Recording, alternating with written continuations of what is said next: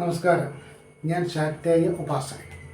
സജ്ജനങ്ങളുമായിട്ട് നമ്മളും ചർച്ച വിഷയം തിരുവോണം നക്ഷത്ര ജാതകരുടെ 46 വയസ്സ് മുതൽ 65 വയസ്സ് വരെയുള്ള പ്രായത്തിൽ അവർക്ക് അനുഭവത്തിൽ വരുന്ന ശനിദശാകാലത്തെക്കുറിച്ചുള്ള വിവരണമാണ് ഇന്നിവിടെ പറയുന്നത്.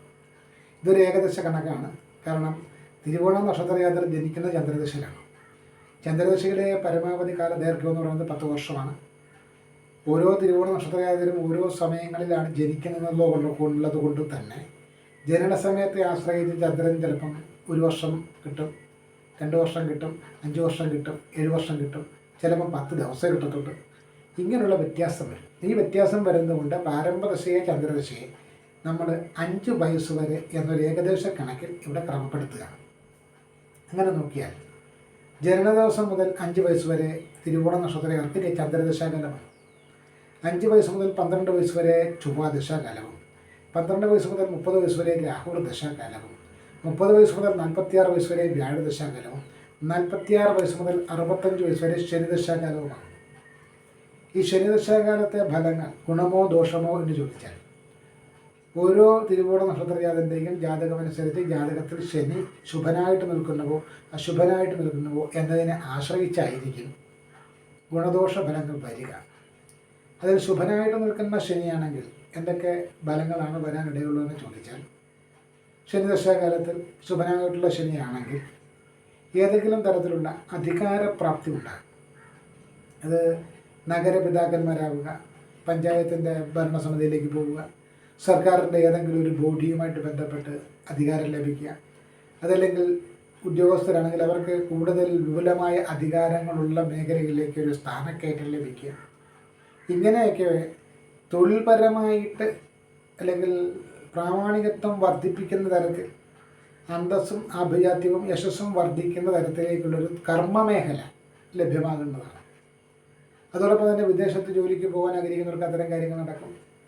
വിദേശത്ത് പഠന വിഷയങ്ങളുമായിട്ട് ബന്ധപ്പെട്ട് പോകാൻ ആഗ്രഹിക്കുന്നവർക്ക് അത്തരം കാര്യങ്ങൾ നടക്കും. മരുഭൂമിയിലുള്ള വാസം സാധ്യമാകുന്നതാണ്. കുടുംബപരമായിട്ട് വളരെ കാലമായിട്ട് പരിഹരിക്കാതെ കടന്നിരുന്ന ചില സ്വത്ത് തർക്കങ്ങൾ പരിഹരിക്കപ്പെടുവാനിടയുണ്ട്.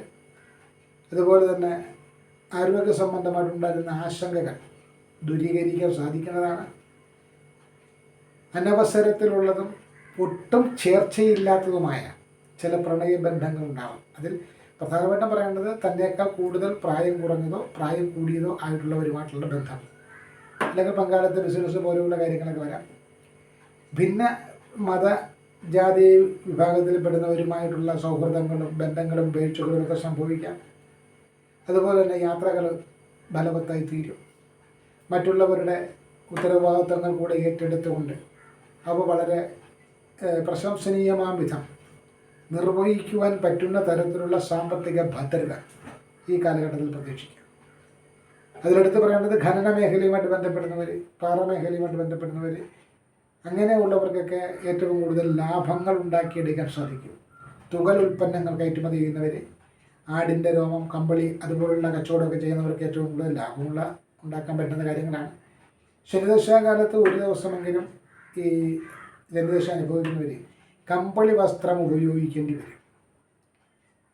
അപ്പോൾ ശനിദശാകാലം ശുഭമാണെങ്കിൽ സ്ഥാനമാനാദി ലാഭം മുതൽ സാമ്പത്തിക ലാഭങ്ങൾ, പാരമ്പര്യമായിട്ടുള്ള പുരാതനമായിട്ടുള്ള വീട് സ്വത്ത് പാകം വെക്കുമ്പോൾ അത് കിട്ടുക, അല്ലെങ്കിൽ പാരമ്പര്യമായിട്ടുള്ള എന്തെങ്കിലും പുരാവസ്തുക്കൾ കൈവശം വരിക, അങ്ങനെ ഒരു പിടി നേട്ടങ്ങളുടെ കഥയാണ് ശനിദശാകാലത്തിൽ പറയാൻ പറ്റുന്നത്. വിദേശയാത്രകളൊക്കെ ഫലവത്തായി തീരുക, ചുമ്മാതെ വെറുതെ ഒരു വിസിറ്റിംഗ് വിസയിലെങ്കിലും വിദേശത്ത് പോയി വരിക, അല്ലെങ്കിൽ സ്വദേശത്ത് നിന്ന് മാറി നിൽക്കുക, അങ്ങനെയുള്ള നേട്ട ഗുണഫലങ്ങളും ശനിദശാകാലത്തിൽ ഉണ്ടാവാം.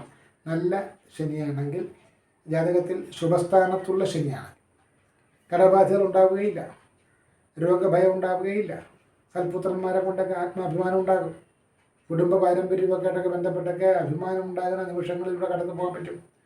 വേദികളിലൊക്കെ തിളങ്ങും, ബഹുമതികൾ തേടി വരാം, അംഗീകാരങ്ങൾ തേടി വരാം, ആശംസകളും പ്രശംസകളും തേടി വരാം. ഇങ്ങനെയുള്ള ഒരു നല്ല ഫലത്തിലൂടെ കടന്നു പോകാം.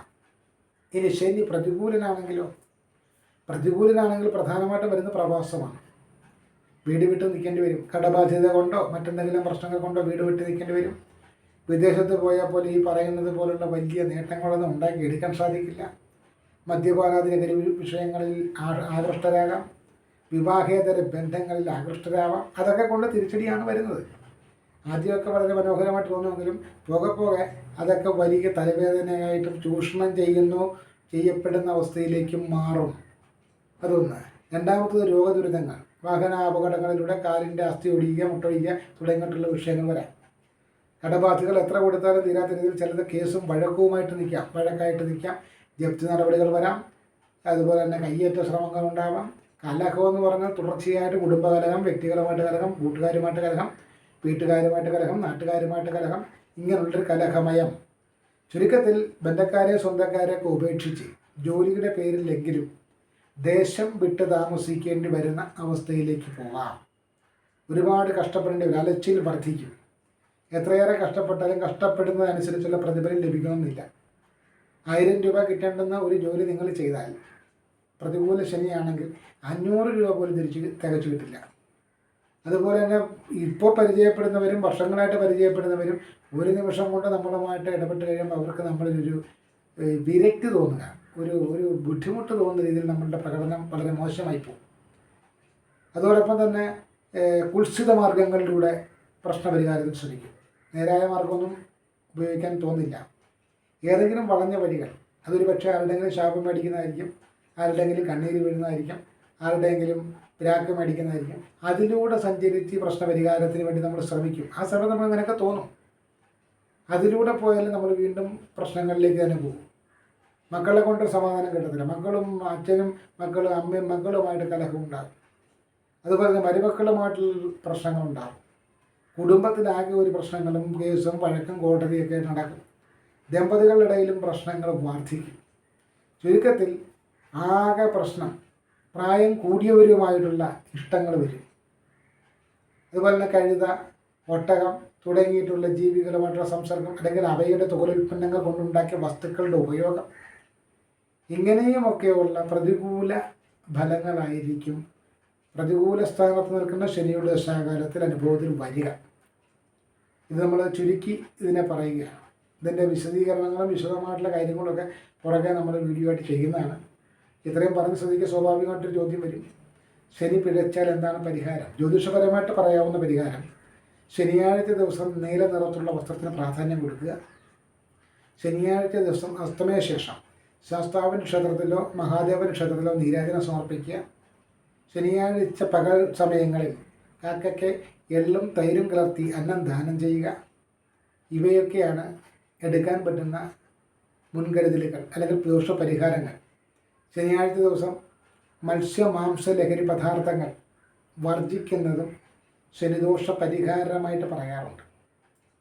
ശനി ദോഷമുള്ള സമയത്ത് അല്ലെങ്കിൽ ശനി ദോഷകാരകനായിട്ട് നിൽക്കുന്ന സമയത്ത് നിയമവിരുദ്ധമായിട്ടുള്ള ഒരു പ്രവർത്തനങ്ങൾ നമ്മൾ ചെയ്യരുത്. 4 പേർ അറിഞ്ഞാൽ അയ്യേ നാണക്കേട് അല്ലെങ്കിൽ മോശം, നീ മോശക്കാരൻ എന്ന് പറയാനിടയുള്ള ഒരു വിഷയങ്ങളിൽ ഇടപെടാതിരിക്കുക.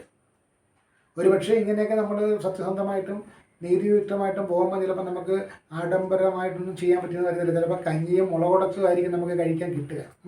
അത് മതി. അത് കഴിച്ചാൽ പോലും സമാധാനമുണ്ടെങ്കിൽ ഒളിച്ചും പതുങ്ങിയും നമ്മൾ നാട്ടിൽ പ്രവേശിക്കേണ്ട സാഹചര്യം ഉണ്ടാകാതിരിക്കണമെങ്കിൽ, എല്ലാവരിൽ നിന്നും മറഞ്ഞു പോയി ഒളിഞ്ഞ് താമസിക്കേണ്ടി വരുന്ന ഗതികേട് ഉണ്ടാകാതിരിക്കണമെങ്കിൽ നമ്മൾ ആവശ്യമില്ലാതെ ഉള്ള എല്ലാ ഏർപ്പാടുകളും നടത്തുക. ശനിദശാകാലത്ത് മദ്യപാനം കൊണ്ട് ലിവർ സിറോസിസ് പോലുള്ള രോഗങ്ങളെ കൊണ്ടാണ് സാധ്യത വളരെ കൂടുതലാണ്. മദ്യപിച്ചുകൊണ്ട് വാഹനം ഓടിച്ചാൽ വാഹനാപകടമൊക്കെ ശനിദശാകാലത്ത് ഉണ്ടാവാം. ആ ശനി ഒരു നീതിമാനാണെന്നും നമ്മളുടെ പ്രവർത്തനങ്ങൾ വളരെ സുതാര്യവും സത്യസന്ധവുമായിട്ട് പോകേണ്ട ഒരു കാലഘട്ടമാണെന്നും തിരിച്ചറിഞ്ഞുകൊണ്ട് ശനിദശാകാലത്തെ നമ്മൾ നേരിട്ടാൽ വലിയ പ്രശ്നങ്ങളൊന്നും ഉണ്ടാകത്തില്ല. ആ തിരിച്ചറിവുകളോട് മുന്നോട്ട് പോവുക എന്ന് മാത്രമാണ് ഈ വീഡിയോയിലൂടെ ലളിതമായി സൂചിപ്പിക്കാനുള്ളത്. വിശദാംശങ്ങൾ അടങ്ങിയ വിപുലമായ വീഡിയോകൾ പുറകെ നമ്മൾ ഇടുന്നതാണ്. നമ്മുടെ വീഡിയോ കണ്ട് നിങ്ങൾക്ക് ഇഷ്ടപ്പെടുന്നുവെങ്കിൽ ചാനൽ സബ്സ്ക്രൈബ് ചെയ്യുക, ലൈക്ക് ചെയ്യുക. ഏതെങ്കിലും തരത്തിലുള്ള ചെറിയ ജ്യോതിഷ സംശയങ്ങളുണ്ടെങ്കിൽ അത്തരം കാര്യങ്ങൾ ഞങ്ങളോട് ചോദിക്കാൻ വേദികൾ ഇല്ല എന്ന് പറയുന്ന ഒരുപാട് പ്രേക്ഷകരുടെ പരാതി കണ്ടു. അവർക്ക് വേണ്ടി ഞങ്ങളുടെ വാട്സപ്പ് നമ്പർ കൊടുക്കുകയാണ്.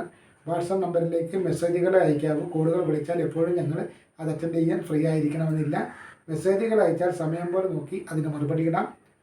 92 88 11 56 44 9288115644 എന്ന വാട്സപ്പ് നമ്പറിൽ നിങ്ങളുടെ സംശയങ്ങൾ, ചെറിയ ചെറിയ സംശയങ്ങൾ മെസ്സേജ് ചെയ്താൽ ഞങ്ങൾ സമയം പോലെ നോക്കി അതിന് ഞങ്ങളുടെ അറിവിൻ്റെ പരിമിതിയിൽ നിന്നുകൊണ്ടുള്ള മറുപടി നൽകുവാൻ ഞങ്ങൾക്ക് ബുദ്ധിമുട്ടില്ല എന്നും അറിയിക്കുന്നു. നന്ദി, നമസ്കാരം.